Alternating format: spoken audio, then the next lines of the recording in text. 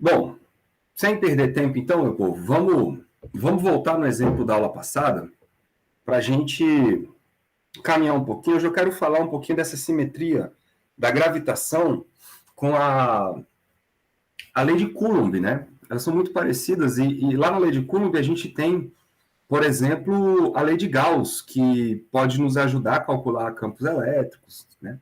Aqui vai ter uma coisa muito parecida com a lei de Gauss, porque as equações são muito simétricas, né? Mas antes, vamos voltar ao nosso exemplo lá da camada esférica, só para a gente finalizar aquela brincadeira lá. Aquilo é importante.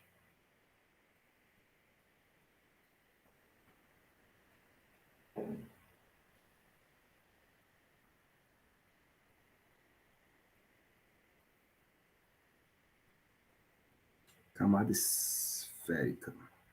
É uma camada esférica de massa, né? Vamos pegar o desenho de novo, para vocês poderem enxergar. Cadê? É isso aqui, ó. É isso aqui.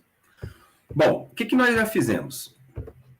Calculamos aí as distâncias, né? Usamos a relação do triângulo aí da lei dos cossenos para calcular uma relação entre as distâncias para conseguir fazer a integração, né? E aí a gente viu que fora da casca, vamos fazer aqui um resumo rápido, porque eu vou precisar de algumas equações. Então, fora da casca,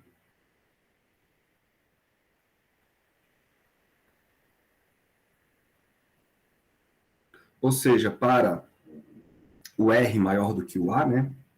A distância do ponto está fora dessa casca, não dessa camada. Vou chamar de casca não, porque casca parece uma coisa fina.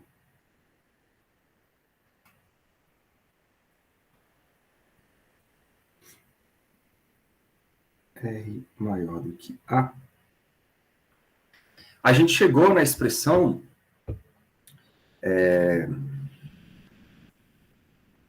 antes, vamos fazer o seguinte, deixa eu baixar esse negócio aqui.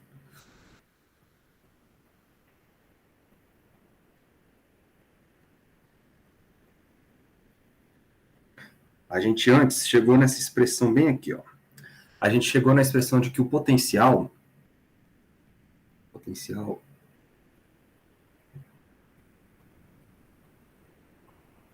φ, ele ficava dado por menos 2π gzão, tinha um ρ aqui, né, sobre Rzão. Aí tinham duas integrais, uma integral de R', onde o R' era a distância do centro da camada até um elemento de massa dm, então era uma integral de R' dr', que aí a gente integrava isso de B até A, né? Que é o começo da camada até o fim da camada, de B até A. Vezes uma integração em R, onde o R é a distância do ponto que você quer calcular o potencial até esse elemento. Então, são distâncias diferentes. Aqui, vinha de um R mínimo até um R máximo. A dr. Fora da camada, o que aconteceu? A gente teve que o φ ele foi dado por menos 2π g ρ sobre R, de uma integral aqui de B até A, R' dr.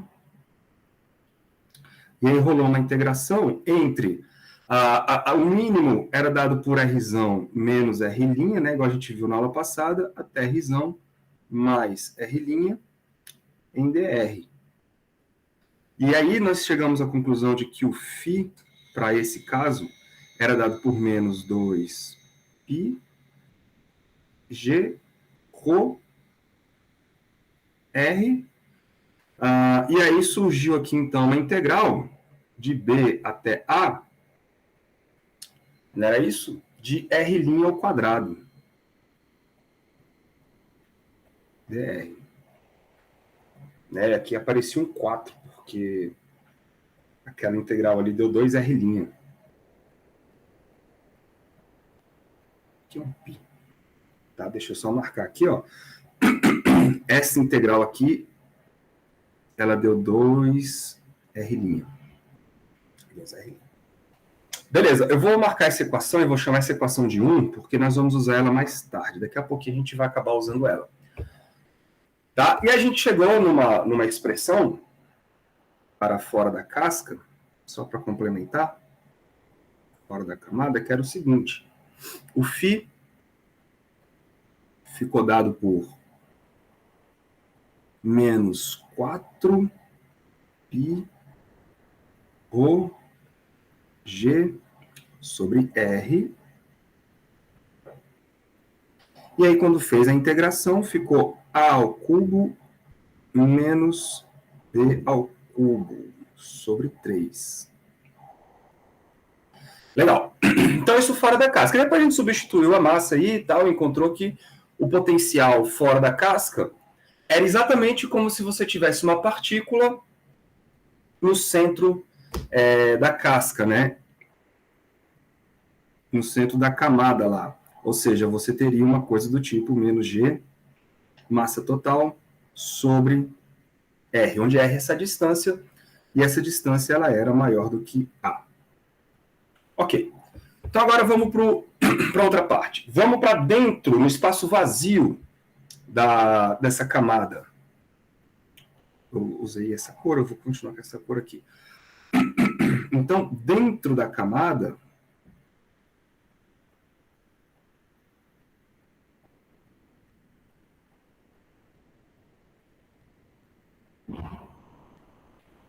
isso quer dizer que nós estamos numa região onde o R ele é menor do que o B.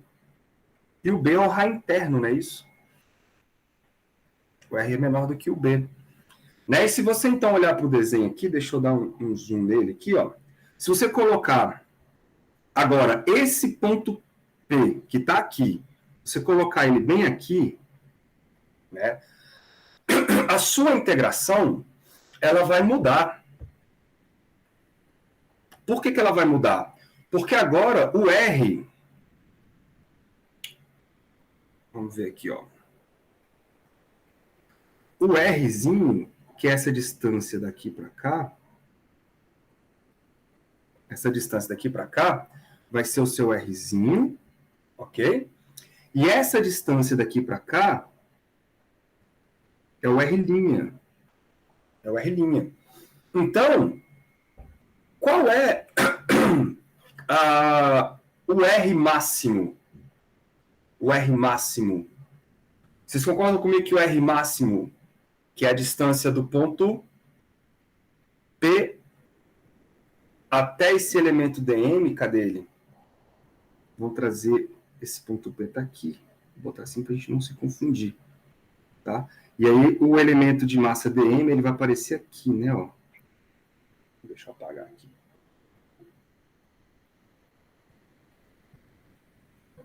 Esse cara aqui é o R'. É o R'. E calma aí que eu fiz besteira. Isso aqui é o Rzão.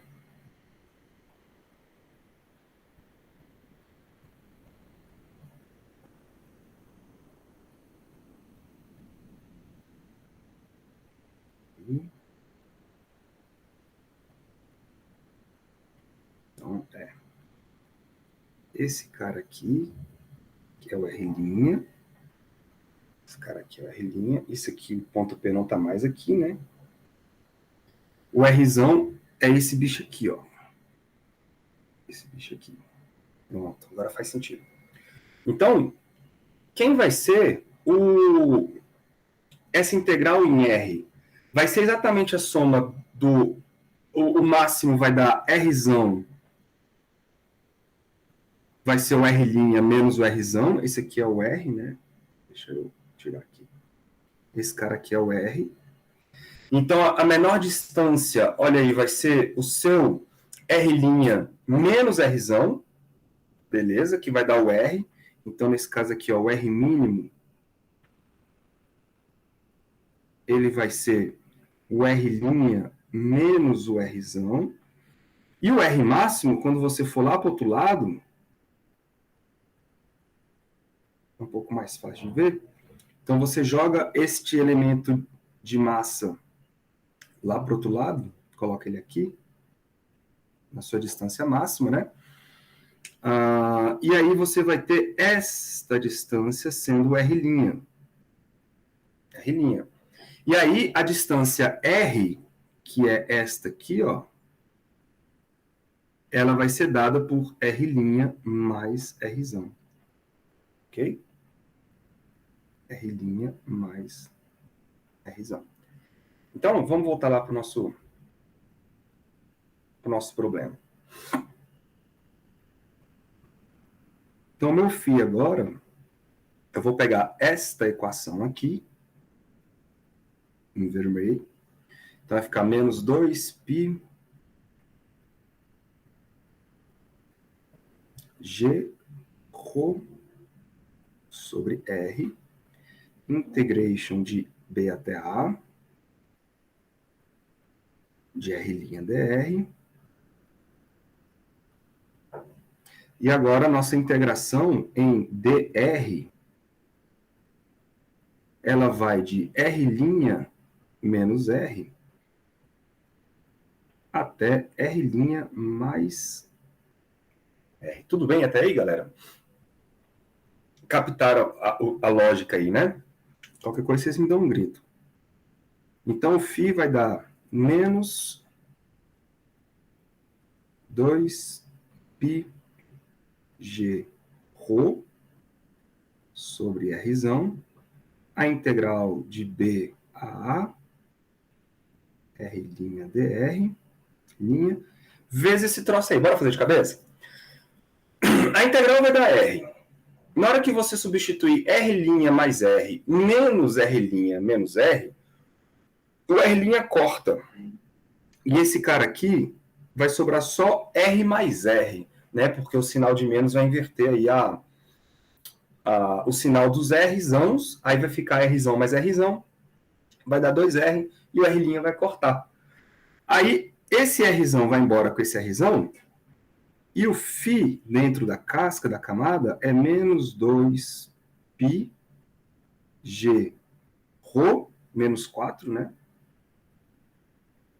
Menos 4π G ρ. E aí você vai integrar o R'. E o R', quando você integrar, ele vai ficar aqui, ó, A ao quadrado sobre 2, já vou botar os limites, né? Menos B ao quadrado sobre 2. Vou jogar o 2 para cá. Tá bom? Com isso a gente chega na expressão, eu vou botar agora em vermelho. O φ, ele é menos 2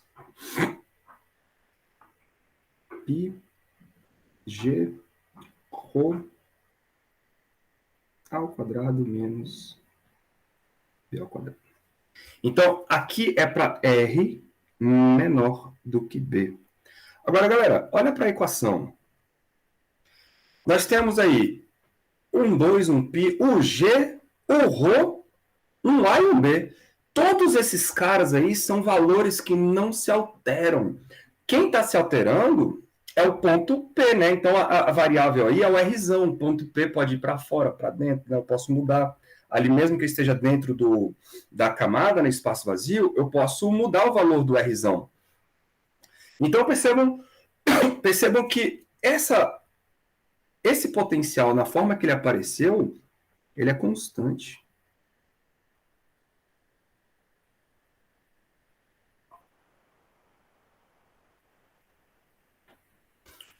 Ou seja, em qualquer lugar dentro da camada, o potencial é o mesmo, desde que eu esteja dentro da camada. Legal? Agora vamos para um ponto dentro da camada. Então eu vou para um ponto agora dentro da camada.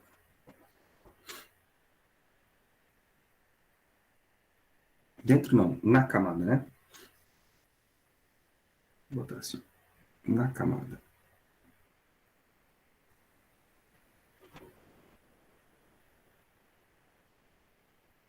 Ou seja, eu estou com o ponto P entre B e A. Não é isso? Entre B e A. O que a gente tem que fazer nesse caso? Quando eu colocar o ponto P dentro da camada, vamos botar o desenho de novo.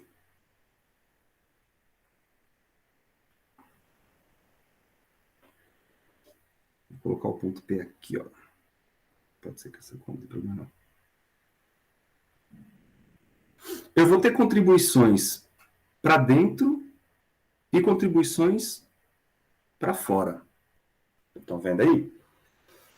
Quando eu fizer a conta de contribuições para dentro, a simetria é como se eu estivesse calculando usando esta equação aqui, ó, de fora da camada.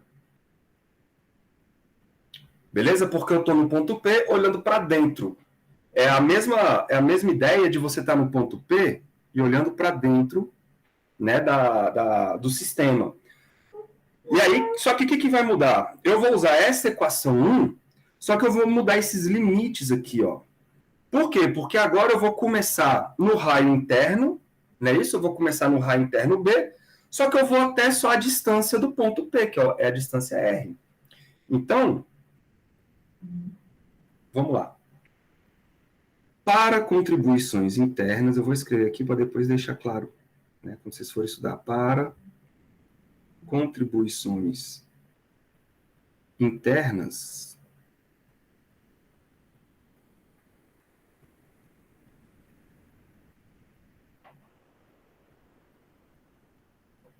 é necessário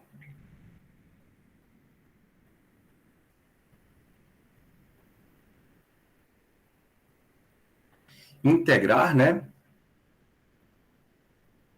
Integrar, que é uma soma de B até R. Beleza? De B até R, porque aqui é o B e aí o R é esse aqui, ó. Esse cara aqui agora é o R.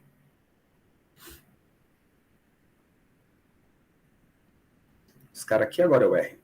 Então eu vou de B até R, só que na equação 1. Porque nós estamos olhando para dentro do sistema. Na equação 1.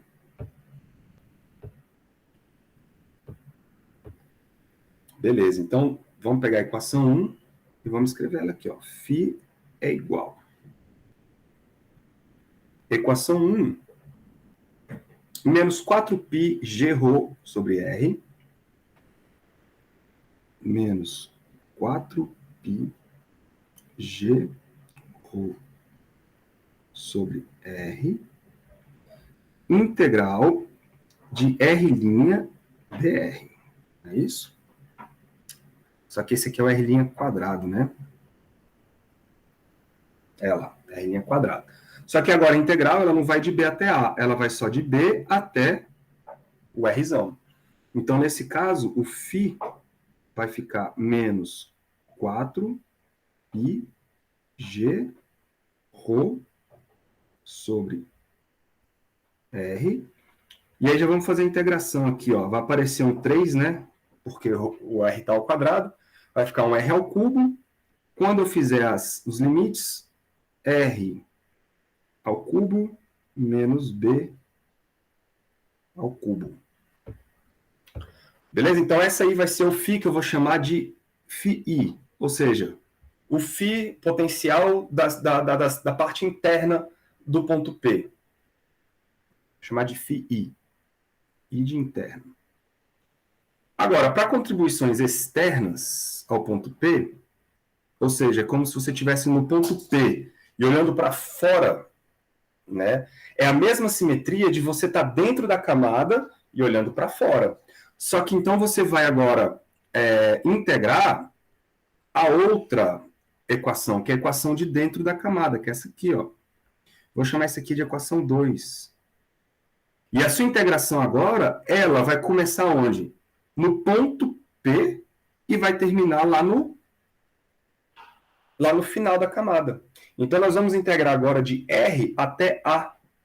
Então, nós vamos fazer a integração agora desse ponto até esse ponto aqui. Só que nós estamos olhando de dentro para fora da camada. Então, a simetria é da equação 2. Então, vou escrever isso, ó, para contribuições externas. Estão entendendo? Para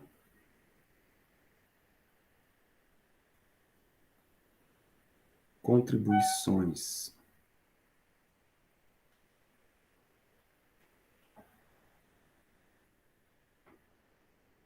externas,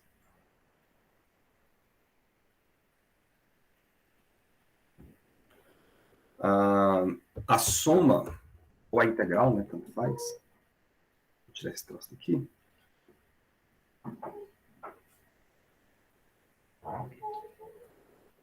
A soma deve ser feita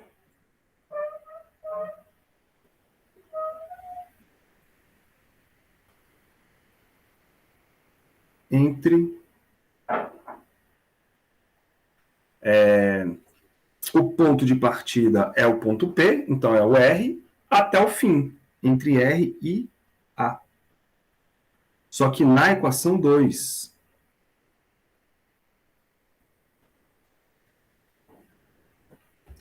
Legal, galera? Então vamos pegar a equação 2. Vou chamar isso aqui de φ das partes externas. Então, a contribuição das partes externas. Olha lá, é menos 2π. Na verdade, vai ficar um menos 4, né? Porque tem um 2 aqui. Vai ficar menos 4π g-ρ. Então, menos 4 π gzão ρ.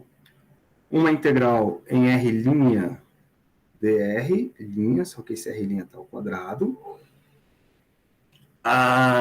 Não está ao quadrado não, porque não, né, na verdade, volta lá, ó. Na verdade não vai estar ao quadrado, porque aqui vai aparecer um Rzão, e esse Rzão vai cortar com o Rzão lá embaixo. Então vai ficar só R' mesmo. Só que agora você vai integrar de onde você está até o fim da camada. Faz sentido isso, não faz, galera? Beleza, então o φ externo é igual a menos 4π g ρ. Integral de R vai ficar R ao quadrado sobre 2. Então, vou passar o 2 para cá. E os limites ficam A ao quadrado menos Rzão ao quadrado. Né? Colocando os limites aí. Em outras palavras, o φ, então, externo, ele vai dar menos 2 π g ρ A2 R2. Legal, então já tem o potencial produzido pelas partes de dentro e o potencial produzido pelas partes de fora. Então, para calcular o potencial total, basta somar as duas, né? Portanto, o potencial resultante, o potencial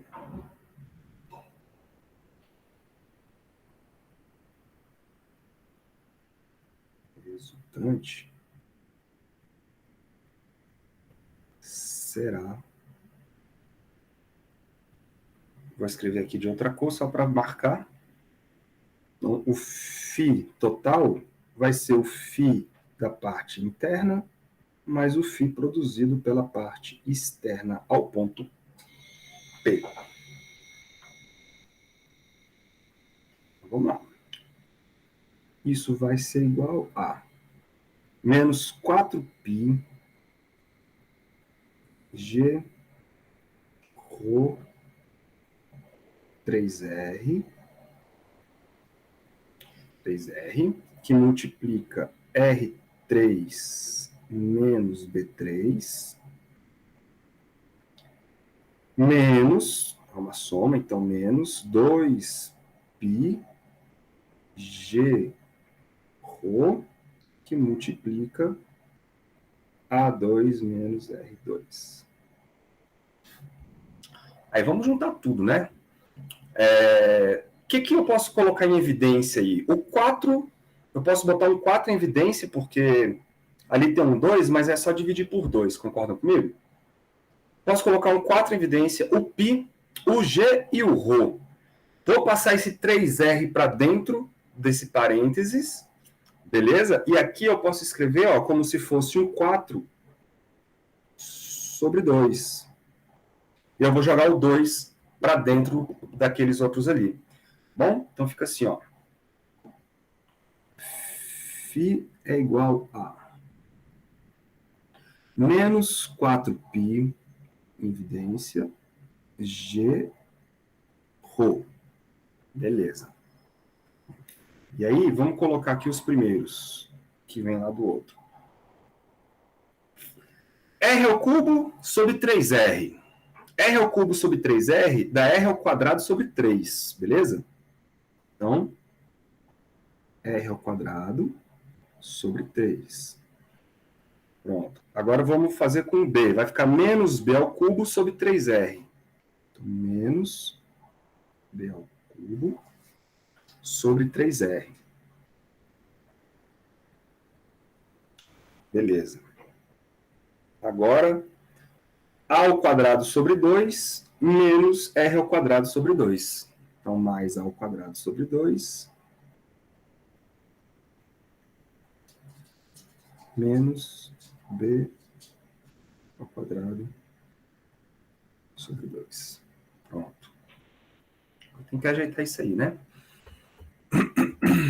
Isso vai dar φ é igual a menos 4π G ρ que multiplica. Bom, galera, o que dá para somar aí?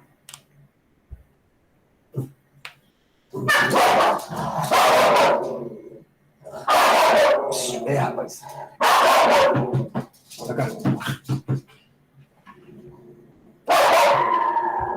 Ei, bagaça. Tem cachorro lá fora. Calma aí.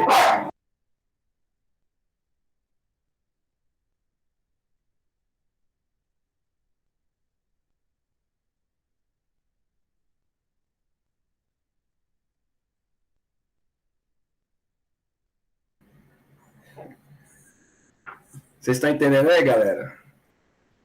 Eu fico bravo com esse negócio de física de manhã cedo na minha casa. E aí, calmou, filho? Pitbull. Calmou? Pronto. Cachorro em casa é isso, né? Bom, o que a gente pode juntar aqui, cara? Faltou um R aqui, né, na verdade. Aqui eu acho que é... Deixa eu ver aqui em cima. É A ao quadrado menos R ao quadrado. Então aqui é um R ao quadrado.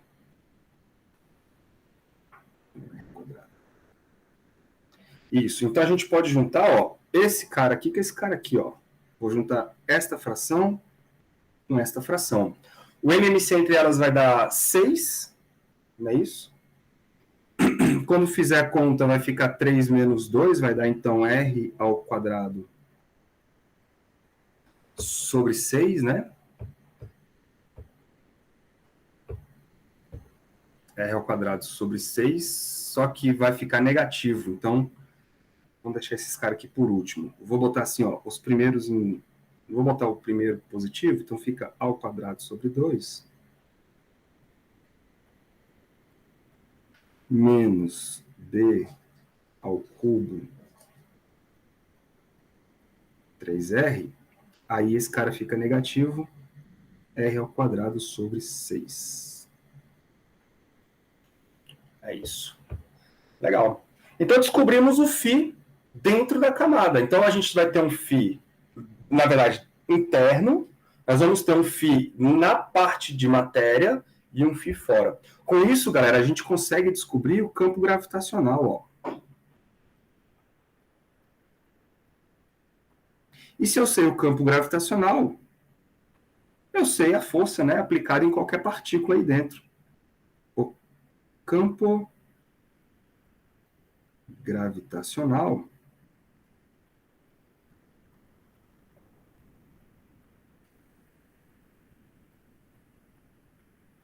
será,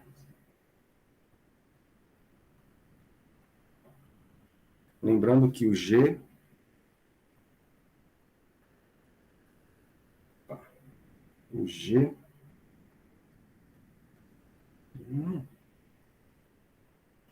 o G é igual a menos o gradiente, né, do φ, só que como aqui a gente só tem a dependência em R, eu vou ficar só com d φ dr, não é isso? Beleza? Porque é um gradiente, mas eu só tenho a parte radial. Quando você tirar, galera, essa derivada em relação a R para, por exemplo, a parte interior, R menor do que B, o que vai acontecer? A parte interior está aqui, ó. Tá ali. Aqui, ó. A parte interior é essa. Né? A parte lá do esquema vazio. Isso é constante. Então, a derivada em relação a R vai dar zero. Então, a gravidade, por isso que é legal você descobrir o potencial. A gravidade é zero. Você calcular aí as forças, ou até mesmo G, ia dar muito mais trabalho, porque são caras vetoriais. Né? Então, o grande lance de você ter uma forma de calcular o potencial é que o potencial ele é escalar. Você não precisa levar em consideração direção e sentido. Você acha lá o potencial, e do potencial você acha o campo. E o campo é vetorial. Então fica tudo muito mais simples quando você usa o potencial, para esses casos. Né? Entre B e A, nós vamos ter que derivar agora aquela equação que surgiu ali em cima. Então nós vamos ter aqui, ó, o G vai ser igual a uma derivada ddr exatamente daquele bichinho, ó, menos 4 pi g rho ao quadrado sobre 2 menos b ao cubo 3r menos r quadrado sobre 6. E derivar isso é moleza, né, galera?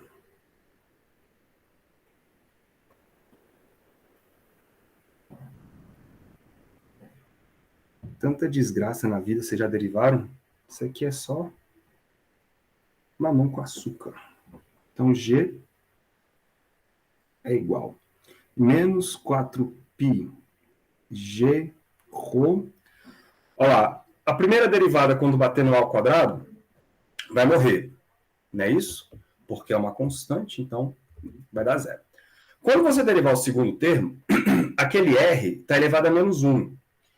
Então cai em menos 1, aí menos com menos vira mais, beleza? Aí o r fica menos 2. Então vai ficar assim, ó. B ao cubo sobre 3R2. Pronto. Agora vamos derivar outro termo. O R está ao quadrado, cai o 2. Quando cai o 2, simplifica com 6, fica um 3 lá embaixo. Então dá menos R sobre 3. Menos R sobre 3.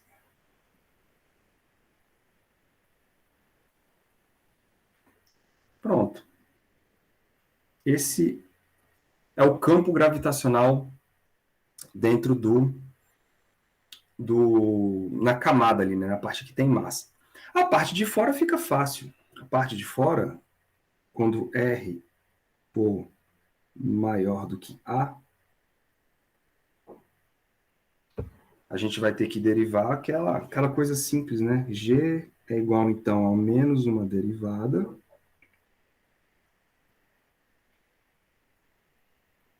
de quem? Eu estou fazendo isso aqui certinho. Tá faltando um menos aqui, não? Aí esse menos com esse menos vai dar um mais aqui. Deixa eu tirar esse menos. Então, menos uma derivada de menos Gm sobre R. Pronto, então G vai ficar menos com menos dá mais, mas quando você derivar o R, vai cair um menos, então vai dar menos Gm sobre R2. Gm sobre R2. Pronto. Achamos, então, a gravidade nas 3 regiões. Aí o livro de vocês, ele tem uma figurinha legal. Aqui, ó. Que vai mostrar o comportamento do G e do φ.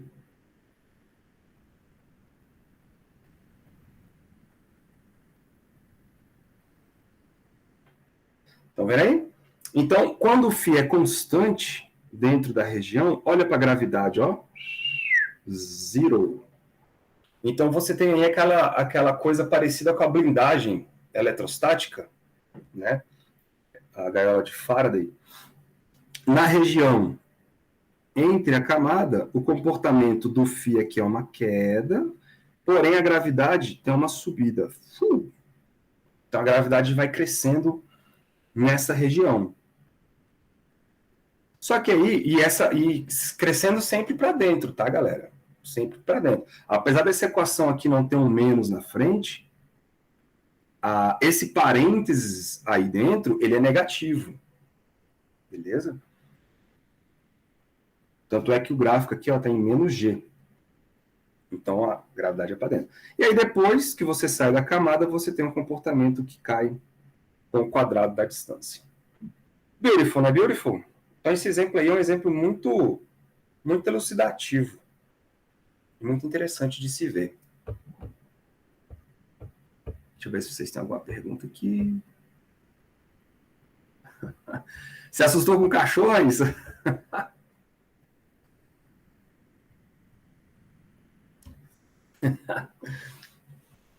Entendido aí o exemplo? Bonito, né? Sim. Professor. Foi assim que aconteceu lá na aula de TE, ou Thales? Sim, o potencial ele é constante e dentro o campo elétrico é nulo. Mas, pô, professor, eu tenho um problema muito complicado de interpretar o potencial. Ele é joules por quilogramas, né? Aqui é. Aí, tá. Como que eu interpreto isso? Você interpreta como sendo um trabalho realizado para levar a partícula de um ponto a outro. Por massa. Aí, por massa. sim. Então, assim, se você coloca 1 quilo, o trabalho é dado por um valor. Se você coloca 2 quilos, o trabalho é dado por um valor dobrado. E assim por diante. Então, quando é constante? Quando é Potencial é constante. constante, não tem trabalho. Não tem trabalho? Não. Oxe, então como. Eu dentro das umas cascas dessa eu ficaria flutuando, né?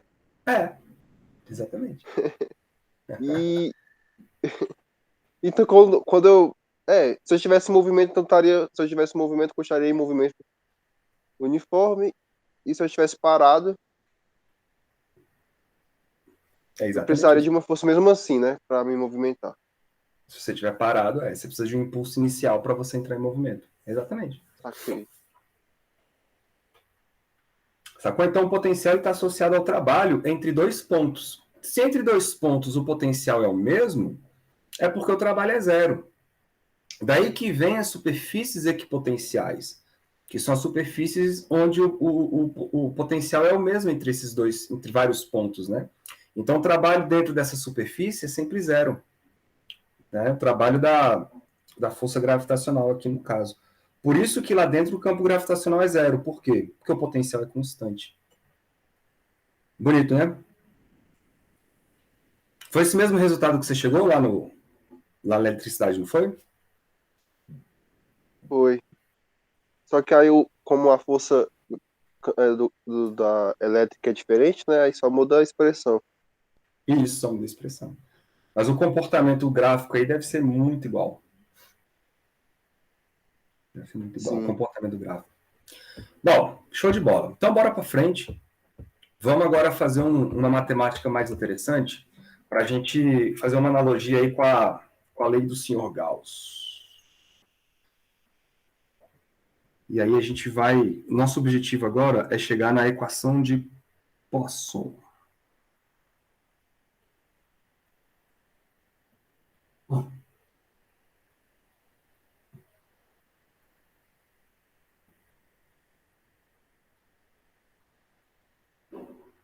Uhum.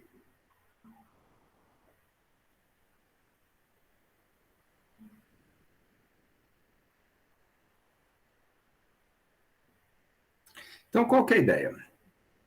Lá na física elétrica, vocês tinham uma carga elétrica, por exemplo, positiva. Esta carga elétrica, ela produz um campo de tal forma que, se você considerar uma superfície em volta desta carga, o campo fura esta superfície, não é isso? De maneira que produz um fluxo elétrico através dessa superfície. Através de toda a superfície. Quando você envolve, então, essa carga com uma superfície, não interessa a forma dessa superfície, né? Você tem aí campos furando essa superfície, o que te dá uma ideia de fluxo. Aqui, é claro que aqui, o que nós vamos ter? Uma massa produzindo um campo. Então, ao invés de uma carga, eu tenho uma massa M, por exemplo, emissão, e o campo que essa massa produz é um campo que nós já sabemos ser radial e para dentro, né? De qualquer maneira, então, se a gente pensar numa superfície, de qualquer forma que ela seja, vai existir um fluxo de campo gravitacional. Não é um fluxo de campo elétrico, é um fluxo de campo gravitacional furando essa minha superfície. Né? A matemática é a mesma. Lá na eletricidade, como é que a gente calculava o fluxo? Era o produto do campo elétrico escalar com elemento de área. E esse produto escalar, o que ele fazia? Ele colocava o campo na direção do vetor normal à área. Lembram disso? Ele colocava o campo, ele projetava o campo na direção do vetor normal à área. Aqui vai ser a mesma coisa, só que quem é o análogo do campo elétrico? É o campo gravitacional. Então, ao invés de uma integral de E escalar dA, eu vou ter uma integral de G escalar dA. Como é muito doido isso, cara. É a mesma coisa. O campo gravitacional é o G, o campo elétrico é o E. Então, vamos escrever isso aqui, ó.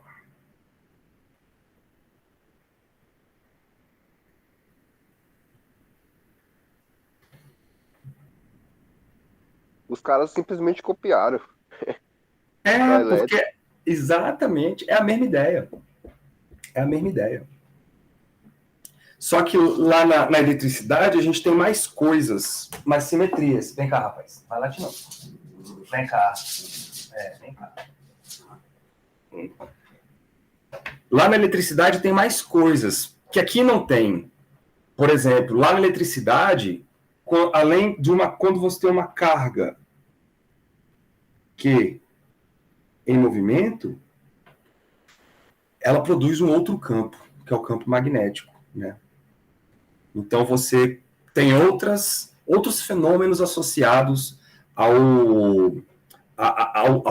eletricidade. Então você vai ter outras equações, outras leis, né? Aqui o YouTube me notificando do vídeo do Eric de ontem não, de terça. Só que aqui não. Aqui se você tem uma massa em movimento, não conseguiu ainda, ou nunca vai conseguir, enfim, mas fizeram vários testes, tá? Uma carga gravitacional em movimento produziria algum outro tipo de campo? Essa era a pergunta. E se isso acontecesse, cara, a gente ia ter equações de Maxwell para a gravidade. Muito provavelmente nós íamos ter equações muito parecidas com as de Maxwell, só que para a gravidade. Só que isso não foi verificado. Então não existe essa simetria entre a eletricidade e a gravitação tão forte quanto a gente queria que tivesse. Existe apenas a simetria da lei de Gauss, e para por aí. Não existe um outro campo associado à massa quando essa massa entra em movimento. E olha que tentaram, viu, galera? Tentaram, por exemplo, soltar massas de alturas muito grandes e colocar, por exemplo, um amperímetro do lado, para saber se isso acontecia alguma coisa. Tentaram medir outras forças que envolviam movimento de massas caindo e não conseguiram chegar em nada satisfatório. Talvez algo que nós não conseguimos medir ainda, mas a probabilidade é muito baixa. Muito baixa. Então, o fluxo gravitacional, vamos chamar ele assim, tá? O fluxo gravitacional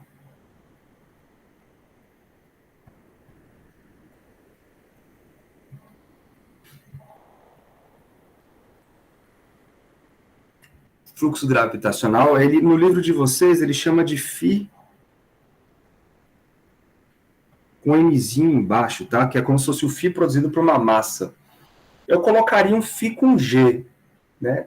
Aí igual a gente chama de φB, o do magnético, e φ é o campo elétrico. Eu colocaria um G aí, mas o livro de vocês usou um M, bora usar um M para depois vocês forem estudar isso ficar fácil de enxergar.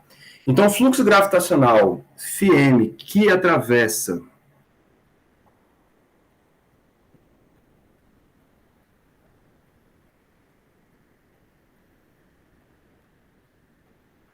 atravessa uma superfície arbitrária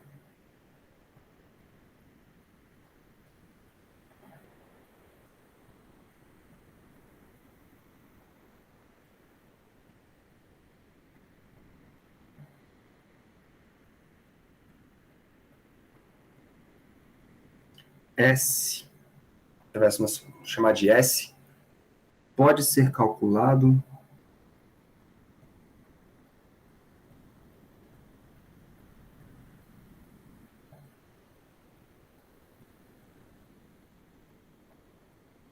por. E aí a gente vai roubar a ideia. Não é uma ideia, isso aqui é definição de fluxo, né, cara? Qualquer coisa que você vá calcular de fluxo, o fluxo é alguma coisa passando por dentro de uma área. Isso é o fluxo. Então, se você quer calcular o fluxo de luz que atravessa uma parede, é a quantidade de luz que atravessa uma área. Então, a equação ela é a mesma para todos os fluxos.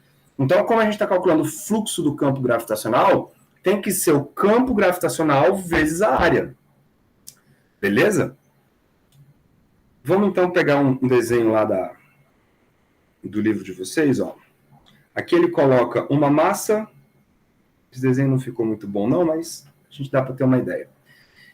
Uma massa M qualquer e uma superfície, cara, arbitrária aí que envolve essa massa. Isso aí está em 3 dimensões, tá, galera? Ficou ruim de enxergar as 3 dimensões aí, mas está em 3 dimensões. Aí, no elemento de área dA, aqui na superfície, existe um campo furando esse elemento para dentro da superfície. Legal? Só que esse elemento de área, ele tem uma normal a ele que faz esse ângulo aqui, ó, em relação a esta linha que passa pela massa que você fez ali. Então, qual seria o fluxo associado a este ponto? Ora, seria G escalar dA, né, onde dA tem a ver com esse N aí. Onde dA tem a ver com esse N. Então, o nosso fluxo total nada mais vai ser do que a soma de todos os fluxos que passam por todas as áreas pequenininhas na superfície. Então, é uma integral de G escalar dA. Certo? E aí esse dA, galera, ele é um vetor. Lembrando que esse dA, só colocando aqui, ó, o dA, ele nada mais é do que o dA de área mesmo, vezes o vetor normal, hein? Deixa eu botar mais perto para cá.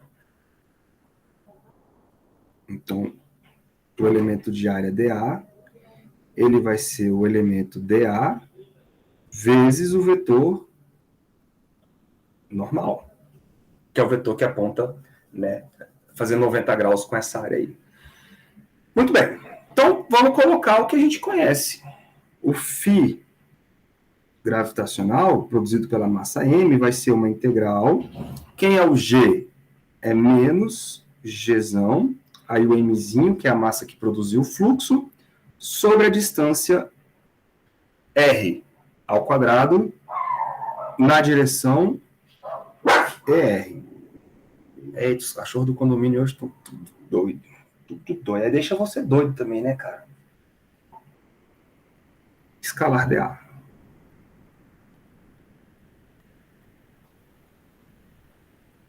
Escalar dA. Muito bem. Então, olha só o que está acontecendo.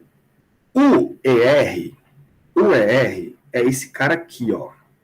É um vetor, galera. É um vetor unitário que aponta radialmente para fora. Esse é o ER. Pode crer? E ele está aqui, ó, nessa direção para cá. Então, quando você faz o produto escalar do ER com o dA, o que isso vai dar? Isso vai dar um cosseno de θ, né? Porque o ER ele é unitário. Cosseno de θ vezes o dA. Beleza? É o módulo do um vezes o módulo do outro vezes o cosseno do ângulo entre eles. Então, vamos usar essa informação aqui, ó. Φ gravitacional é igual a menos Gm, deixa eu tirar o Gm da integral logo. Menos Gm, vai ficar uma integral aqui de cosseno de θ sobre r quadrado, não é isso? Vezes o dA. Vezes o dA. Só que, quem é esse cosseno de θ vezes o dA? Deixa eu ver se tem um desenhozinho aqui que me ajuda a mostrar isso para vocês. Esse cara aqui, ó. Aqui é uma analogia com o campo elétrico, tal. Se você pega um elemento de área arbitrário dA, o que acontece? Ele aponta para essa região, para essa direção A2 aqui, tá vendo? Só que a direção radial é essa direção que tem esse vetor E2.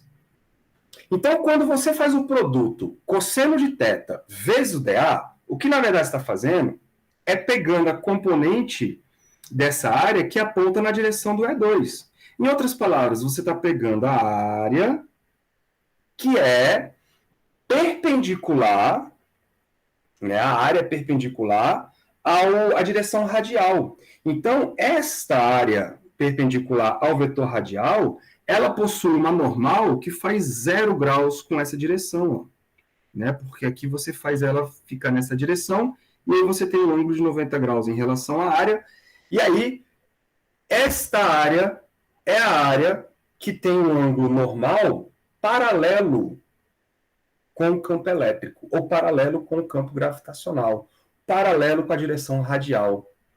Tudo bem, galera? Então, em outras palavras, eu estou dizendo o seguinte, ó.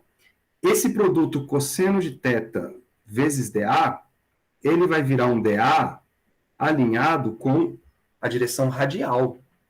É isso que eu estou falando. Eu vou deixar essa figura aqui para depois vocês consultarem.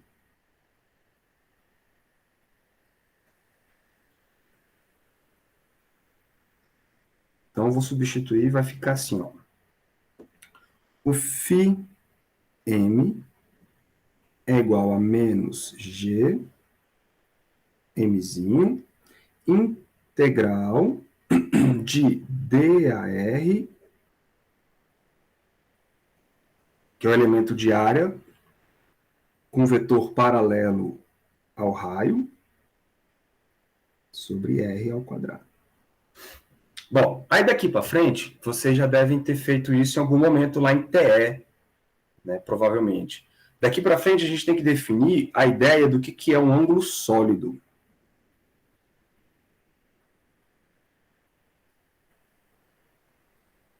O ângulo sólido, galera, nada mais é do que um ângulo tridimensional, tá? Porque o ângulo que vocês estão acostumados, aquele dado em graus ou radianos, ele é um ângulo bidimensional, né? Ele é como se você estivesse medindo isso aqui, ó. É o ângulo θ, por exemplo. Só que quando você tem 3 dimensões, ao invés de você ter um arco, você tem um setor da esfera. E esse setor da esfera, ele forma um ângulo também. Só que esse ângulo, ele não é um ângulo bidimensional, ele é um ângulo tridimensional. Tá? É o que está nesse desenho bem aqui, fica mais fácil, porque os meus desenhos são horrorosos. É o que está aqui, ó. Então, tridimensionalmente falando, o ângulo visto aqui, ó, pela esfera, em 3 dimensões, ele é um ângulo dado por um delta ômega aqui. E esse delta ômega, ele enxerga uma área a essa distância e ele enxerga uma outra área a outra distância. É a mesma coisa quando você tem o caso tridimensional, né? Ou o caso bidimensional. Quando você tem aqui um círculo, aqui eu tenho um ângulo θ. Esse ângulo θ, ele enxerga aqui aqui ele enxerga um θr,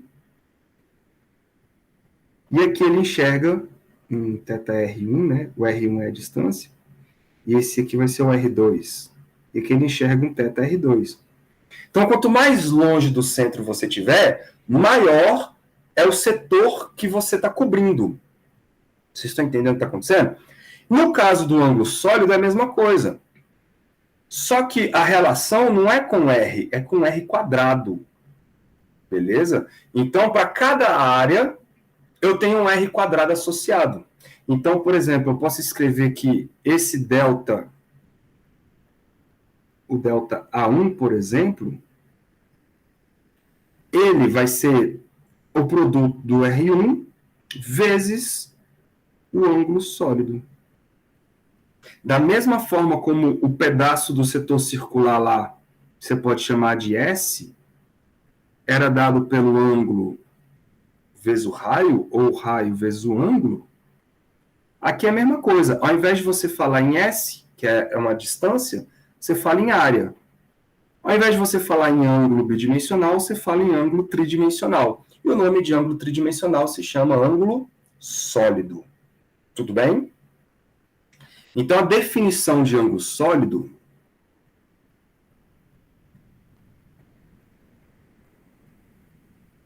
chamar de delta ômega, nada mais vai ser do que a área que ele enxerga dividido pela distância dessa área até o centro elevado ao quadrado. Tá? Que é o que está escrito aqui, ó. Só que aqui você tem um quadrado envolvido na situação. Tudo bem, galera? Se você pegar a área da superfície esférica todinha, porque vocês estão vendo que eu estou pegando apenas áreas que fazem parte de uma esfera, porque eu estou pegando áreas que são paralelas com o raio. Então, se eu for somando todas elas, eu tenho uma esfera. Tudo bem? Então, se você pegar toda a brincadeira aí, eu vou ter um ângulo sólido total. E o ângulo sólido total, ele vai ser a área total da esfera, dada por 4πr1 ao quadrado, sobre R1 ao quadrado. Então, esse ângulo aí é o ângulo sólido da esfera todinha. Legal? Corta os raios e aí você encontra um ômega igual a 4π. A unidade disso, não sei se vocês já viram, mas ao invés de você falar radianos, você chama de esteroradianos. Esteroradianos. Eu não sei se a língua portuguesa já juntou esses caras. vou escrever com hífen aqui, que era como eu me lembro. Radianos. Esteroradianos. Tudo bem? Tudo isso para quê? Para a gente dizer o seguinte, quando você integrar isso aqui tudo, ó, quando você integrar esse cara todo, você, na verdade, está integrando toda a área da esfera dividido por r². O que é isso? É o ângulo sólido. Então, toda essa integral aqui vai virar 4π. Tudo bem, galera? Então,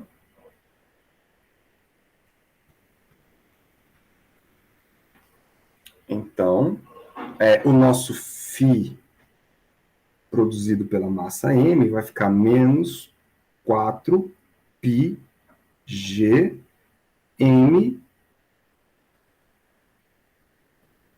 Deixa eu ajeitar a letra aqui. Menos 4πgzão, mzinho. E não pode perder de vista que isto corresponde a uma integral de g escalar dA. Porque isso é definição de fluxo.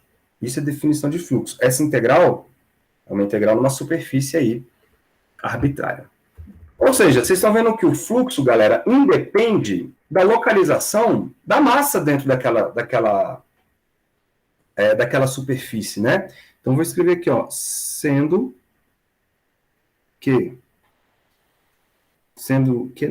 irrelevante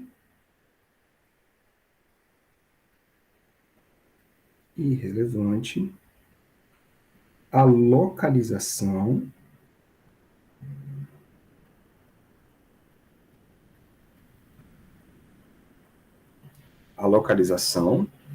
da massa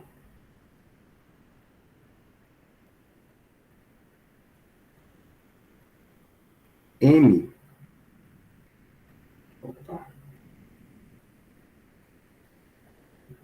Da massa M dentro da superfície.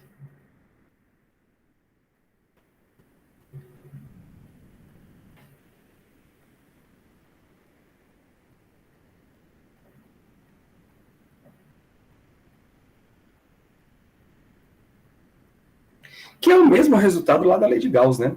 O fluxo depende apenas da massa lá dentro, e aí a superfície que você escolhe, o fluxo só considera o que está dentro dessa superfície. Onde ela está, onde essa fonte, vamos colocar assim, onde essa fonte vai estar, pouco importa. Aí, a gente pode generalizar para várias massas, né? Então,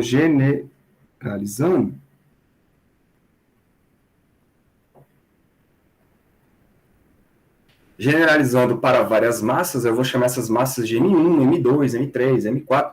Então, generalizando para várias massas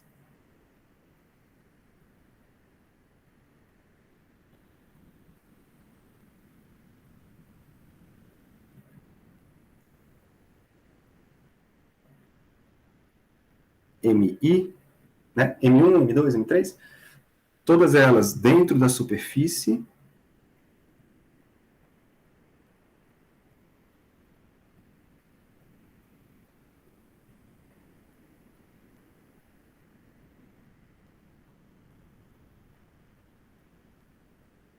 a gente pode escrever o seguinte: o fluxo, então, que atravessa essa superfície é dado por G escalar dA, e isso vai ser, então, a menos 4πg vezes a soma de todas as massas, né? Porque olha para a equação, é 4πgm. Então, se eu tiver mais de uma massa, eu vou somar menos 4πgm1, menos 4πgm2, menos 4πgm3, ou seja, menos 4πg vezes uma soma em I de todas as massas MI que estão lá dentro. Beleza. Agora vamos evoluir isso para não várias massas, e sim para uma distribuição de matéria dentro dessa superfície. Portanto,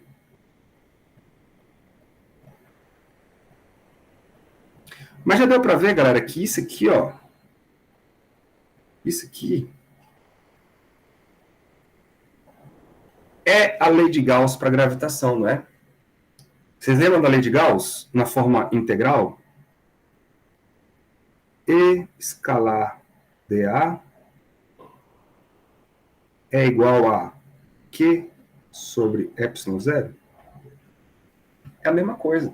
Você tem aqui um G escalar dA igual a alguma constante vezes a fonte. No caso aqui, a fonte é uma massa. E por que tem um menos? Porque o fluxo é para dentro. Então, é exatamente a mesma coisa. A diferença é que isso aqui é uma lei de Gauss para a gravidade e lá você tem uma lei de Gauss para uma carga elétrica.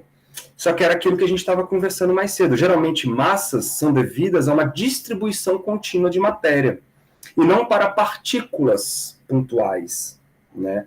E então a gente considera então agora não várias massas, mas uma distribuição. E aí, portanto, para uma distribuição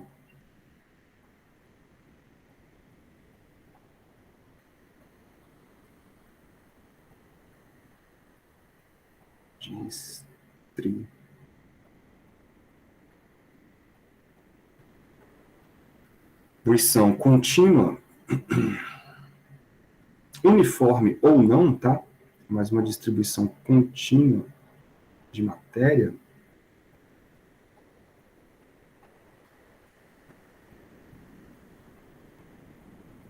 essa soma se transforma numa integral, né? Então podemos escrever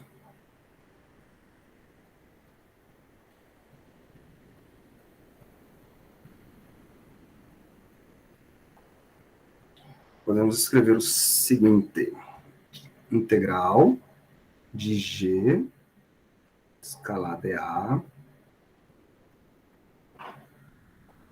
isso é igual a menos 4π G vezes uma integral de quem? De ρ dV. Só que agora é uma integral no volume, né? ρ dV. Integral de ρ dV. Bom, aí aqui a gente vai dar uma pelada num teorema que vocês já devem ter visto lá em cálculo 3, que é o teorema da divergência. Toda integral de fluxo que representa um fluxo, ou seja, um campo vetorial furando uma superfície, e você está somando isso numa superfície, você pode transformar essa integral de área numa integral de volume, beleza? Onde você vai ter um divergente desse campo vetorial. Esse é considerado o teorema da divergência. Então, usando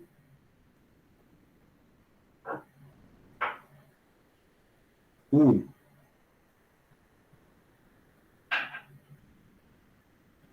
teorema da divergência,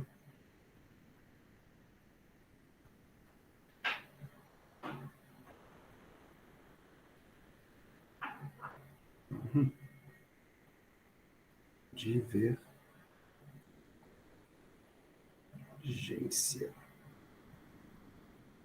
que é dado da seguinte maneira, eu vou colocar aqui de outra cor, ó, vou botar de roxinho. O teorema da divergência é o seguinte: quando você tem uma integral de um campo vetorial qualquer, vou botar aqui um campo vetorial V, só para dizer que é um campo vetorial, tá? Esse cara pode ser, eu vou botar V não, porque senão vai confundir com volume. Vou colocar A, não quero, B, não quero, pode ser magnético, A, B. Vamos chamar de C, um campo vetorial C. Então, o campo vetorial C, seja lá o que for esse campo, tá, galera? Ele pode ser velocidade, pode ser campo magnético, campo elétrico, campo gravitacional, enfim. Quando você calcula o fluxo desse campo vetorial através de uma área, de uma superfície fechada, isto tem uma associação com uma integral de volume do divergente desse campo vetorial, beleza? Um volume dV. Então, você transforma... Isso faz sentido. Se você parar para pensar direitinho, o divergente tem a ver com o quanto de... Se você tem uma fonte de um campo, e essa fonte desse campo produz um campo que diverge ou converge, né, em relação a esse ponto. E aí você tem um volume onde ocorre essa divergência, ou essa convergência. Tudo bem? E claro que isso está associado com a superfície. O fluxo que essa fonte produz na superfície. Vocês devem ter visto essa associação lá em cálculo 3. Enfim, se a gente usar este teorema, chegamos no seguinte.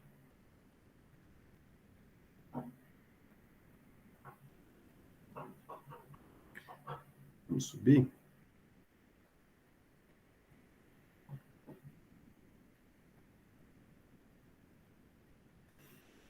Então, olha só. A integral na área vira uma integral no volume. Beleza? Então, essa integral do fluxo ali da área, eu vou trocar esta integral aqui, ó, de área, por uma integral no volume. Então, vai aparecer um divergente do G aqui, ok? Então, vamos botar lá, ó. Vai ficar uma integral do divergente de G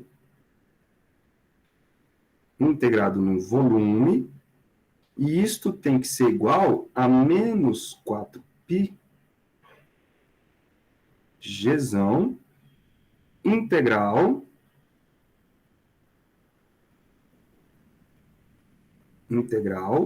de ρ dV. Certinho aí, galera? Bom, se as duas integrais são num volume e esse volume é arbitrário, né, eu posso simplesmente falar que o que está dentro da integral, o integrando, são iguais. Né? Isso quer dizer o seguinte, isso quer dizer que divergente de G é igual a menos 4π ρ Grρ. Menos 4π Grρ. Essa equação é quase equação de posição, mas você já vê que essa equação é a lei de Gauss na forma diferencial. Vou botar a lei de Gauss na forma diferencial aqui, ó, para a coisa, né? O divergente do campo elétrico é igual a carga, né, sobre ε0. Olha como é muito parecido. Essa aqui é a lei de Gauss na forma diferencial. E aí eu tenho uma lei de Gauss para o campo gravitacional e uma lei de Gauss para o campo elétrico. Olha que coisinha mais bonita do mundo.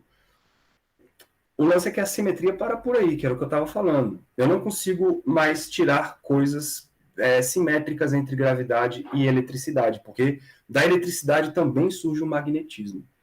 Mas vamos lá, vamos chegar na equação de Poisson, que é o seguinte. Se a gente trocar I, vírgula, como a gente sabe que o G ele é igual a menos um divergente de um cara escalar chamado φ, a gente vai trocar, então, o G naquela equação por menos, né, o divergente de uma função escalar φ. Isso é igual a menos 4π Grρ. Aí menos com menos dá mais. Isso vai dar o divergente do divergente, o divergente do gradiente, né, na verdade. Ou seja, produto escalar de nabla com nabla, isso dá um cara que nós vamos chamar de Laplaciano. Beleza? Que tem a ver com as derivadas segundas aí. O menos já foi. Isso aqui é 4π Grρ. Essa equação é conhecida como equação de Poisson. Poisson.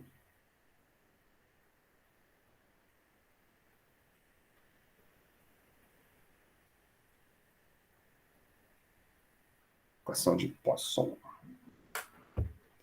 Muito bonito, né, galera? Muito bonito.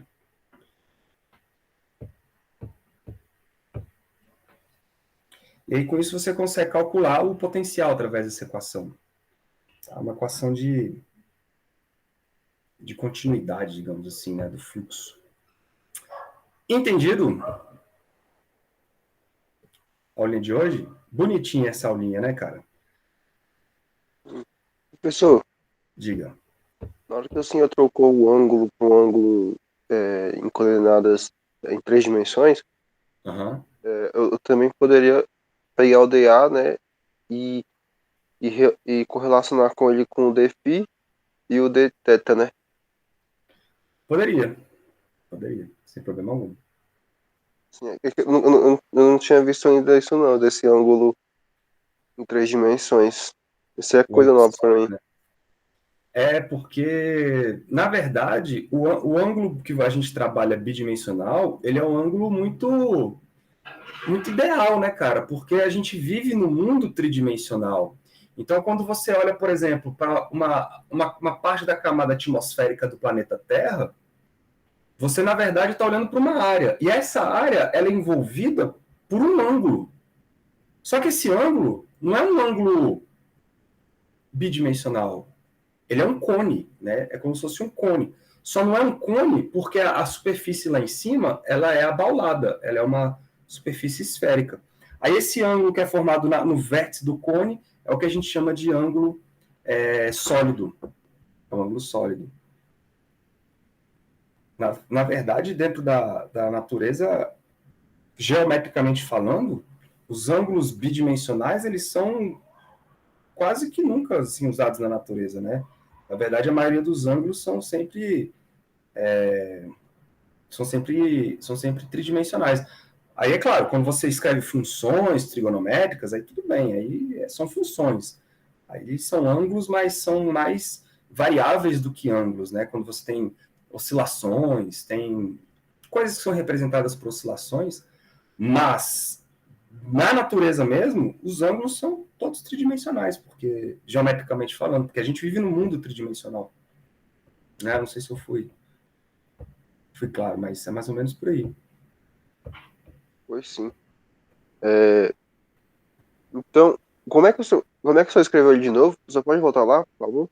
Do ângulo tridimensional, É. é a mesma ideia da circunferência. Quer ver uma parada? Ó? Quando você escreve aqui uma circunferência, é a mesma analogia que você pode fazer. E aí essa circunferência, ela tem aqui um pedaço de ângulo bidimensional θ, com raio R, né? Existe aqui um arco S. Existe aqui um arco S. E como é que você define esse ângulo θ? Ele nada mais é do que essa distância que ele está enxergando, S, dividido pelo raio. Uhum. Né? Vamos botar com as mesmas informações. Ó. Aqui é um delta θ e aqui é um delta S. Certo? De maneira que, então, aqui é um delta θ. Deixa eu fazer direitinho. Aqui é um delta θ e aqui é um delta S.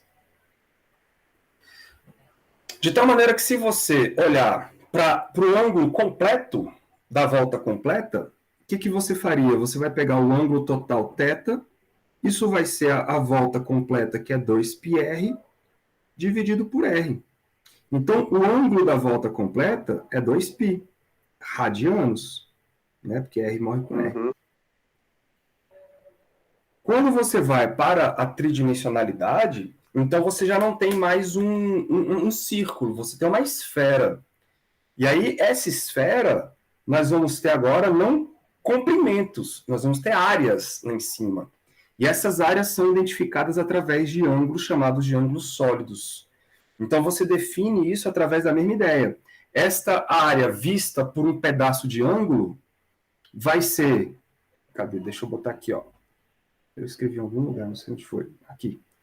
Então, o ângulo definido por esta área vai ser quem? Vai ser a área dividido pela distância. Só que agora a distância é r ao quadrado, para você dar a mesma dimensão, né? Para você manter a dimensão do sistema. A área ela é dada com metro quadrado. Então eu preciso de uma distância ao quadrado lá embaixo. Sim, saquei. Sacou? Então é a mesma ideia. É a mesma ideia, só que uma coisa é bidimensional, outra coisa é tridimensional. Por isso que a unidade muda um pouquinho. O ângulo completo bidimensional é 2π radianos. O ângulo completo tridimensional, ou seja, da esfera como um todo, isso vai dar 4π estereoradianos. Então a gente tipo, aí então a gente transformou o ângulo que era em 2 dimensões para 2 dimensões, né? Que é r ao quadrado. Exatamente. E se fosse uma bolinha, a gente pode também representar o ângulo com uma bolinha, que ia ser r ao cubo. Mas Okay? esse aqui é a bolinha. Sim. É uma bolinha. Isso aqui já é uma bolinha. Não seria uma área, não? Mas aí você quer ver o ângulo formado por um volume. É isso? Isso. Aí você está querendo fugir para 4 dimensões. Aí 4 dimensões a gente não... 4 dimensões espaciais a gente não consegue nem ver, né? Nem conceber. Ok. Legal, né, cara? Sim. Tá. Então, senhores, olha só. Vocês poderiam tentar fazer o seguinte. Deixa eu só abrir aqui. Eu vou deixar gravado que quem for assistir a aula já sabe o que vai acontecer. Cadê minha biblioteca aqui de livros? Tá aqui. Mecânica clássica, livro de vocês. Vocês vão ver que a matemática de algumas coisas é igualzinho que vocês fizeram, por exemplo, lá em Física 3, lá em eletromagnetismo. Porque, olha só, tenta fazer esse exemplo junto com o livro. É o exemplo 5.4. Tem outros exemplos aqui que vocês podem tentar fazer, mas enfim.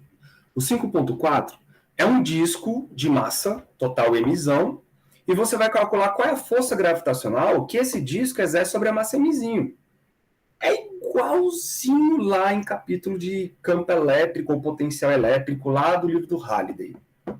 Mesma coisa. Segue aqui os passos, ele vai te mostrar como fazer através do φ, porque se o φ ele é um constante, é um potencial, ele é escalar. Se ele é escalar, você não precisa levar em consideração direção e sentido. Então, você calcula o φ para depois calcular a força. Então, essa forma para alguns problemas é muito mais fácil. Aí depois ele fala o segundo método. Ó. Se você for calcular a força diretamente, é mais complicado, porque você precisa levar em consideração as direções, né, de que cada força, cada pedaço de massa faz lá na outra partícula. Então, o método do potencial ele é um método muito interessante, porque ele facilita alguns sistemas. Bom, aula que vem, então, eu vou falar de marés oceânicas, na segunda-feira.